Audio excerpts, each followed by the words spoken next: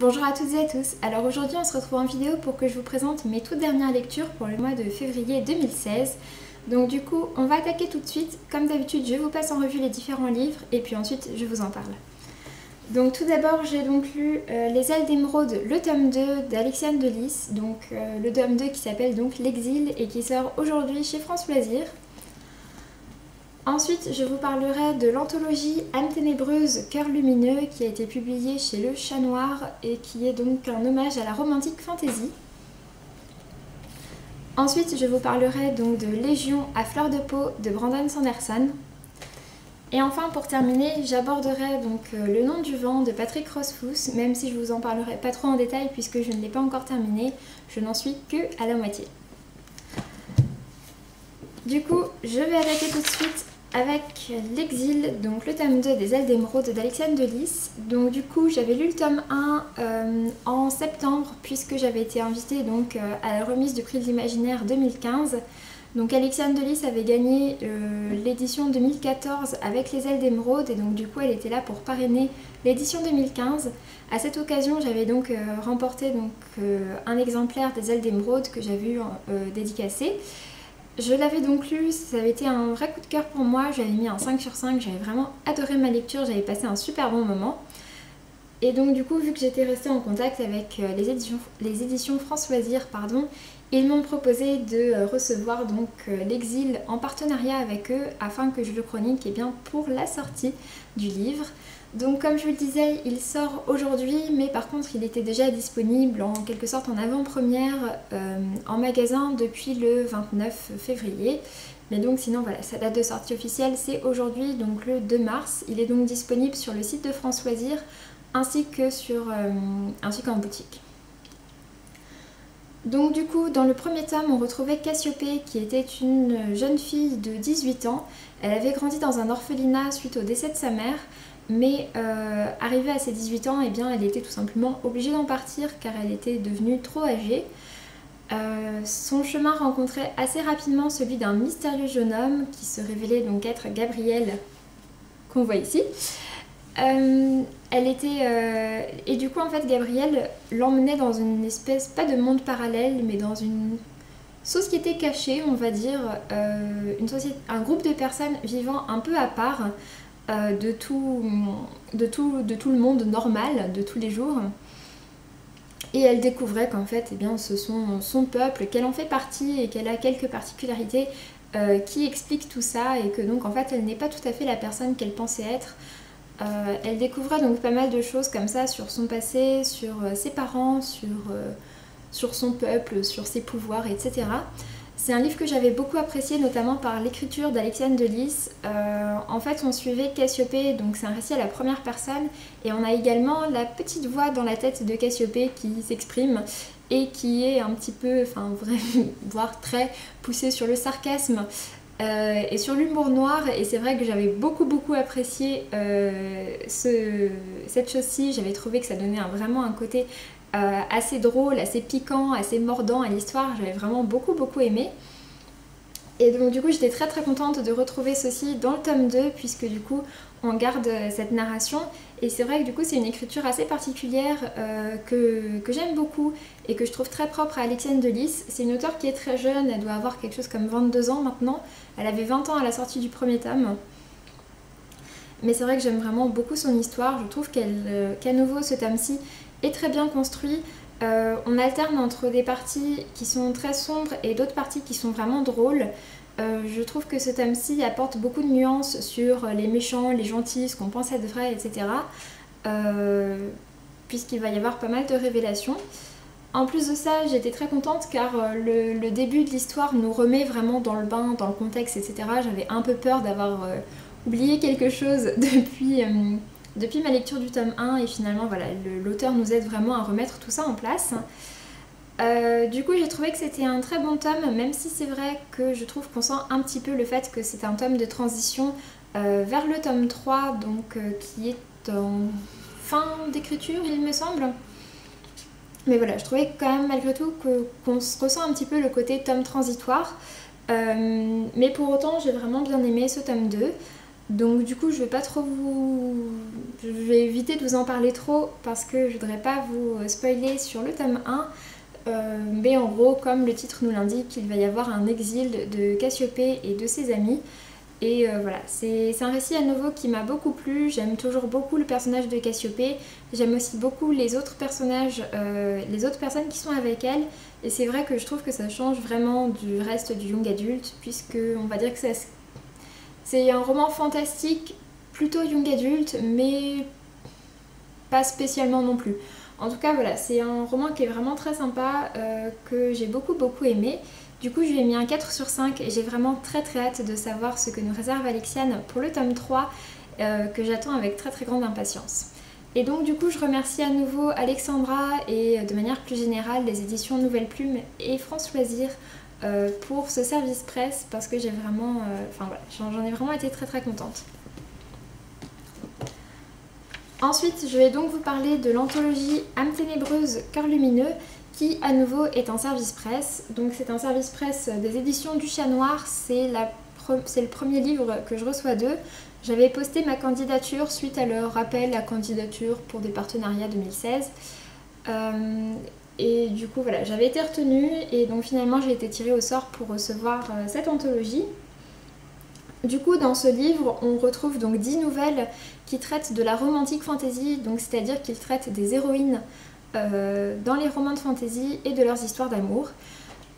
C'était un livre que j'avais très hâte de lire car je savais qu'il était quand même pas mal orienté sur Marion Zimmer Bradley, donc, qui est notamment connue pour avoir écrit donc, le cycle d'Avalon, donc Les Dames du Lac, qui reprend donc, la légende arthurienne. C'est une série qui me fait très envie. En plus de ça, donc j'ai déjà les 2 premiers tomes, mais voilà, il faut juste que je me lance dedans. Mais c'est vrai que du coup, ce livre aussi était un bon moyen de rentrer dans tout ça. Donc on retrouve, comme je vous disais, donc 10 nouvelles d'auteurs qui travaillent ou qui sont en relation avec les éditions du Chat Noir, avec une très jolie couverture d'ailleurs. Donc voilà, donc c'est 10 nouvelles qui sont assez variées. Donc les 2 premières reprennent vraiment donc, les personnages de la légende arthurienne, sont dans un style fantasy pur qui du coup n'est pas forcément le plus simple à lire. Après pour les 8 autres sont un petit peu plus simples à lire. Certaines sont très fantasy, donc les premières, d'autres sont très fantastiques, d'autres sont très science-fiction. C'est quand même assez varié comme genre.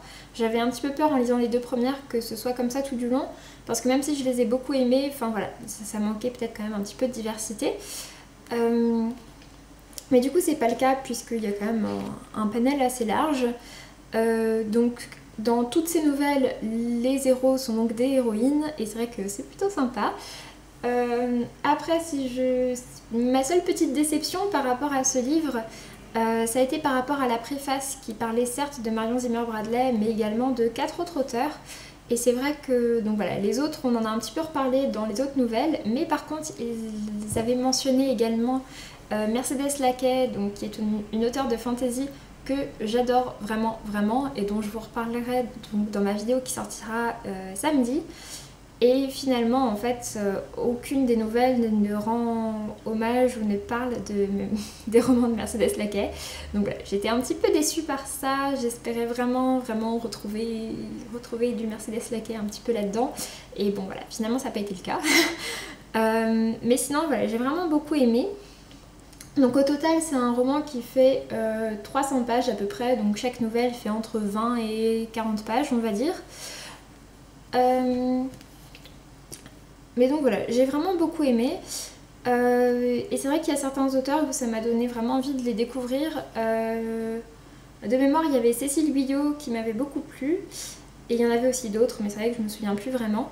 Mais en tout cas, voilà, c'est un livre qui m'a vraiment beaucoup plu. Et donc j'ai été très contente de ce partenariat avec la maison d'édition du Chat Noir.